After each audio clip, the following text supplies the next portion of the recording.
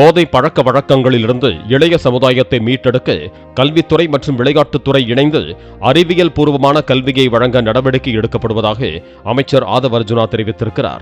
அமைச்சர் ஆதவ் அர்ஜுனா தலைமையில் அமைச்சர் ராஜ்மோகன் முன்னிலையில் துறை அலுவலர்களுடனான ஆலோசனைக் கூட்டம் நடைபெற்றது. அதில் இனிவரும் காலங்களில் மாணவர்களுக்கு கல்விக்கு நிகராக விளையாட்டிற்கு முக்கியத்துவம் அளிக்கும் வகையில் நடவடிக்கைகள் மேற்கொள்ளப்படும் என ராஜ்மோகன் கூறினார்.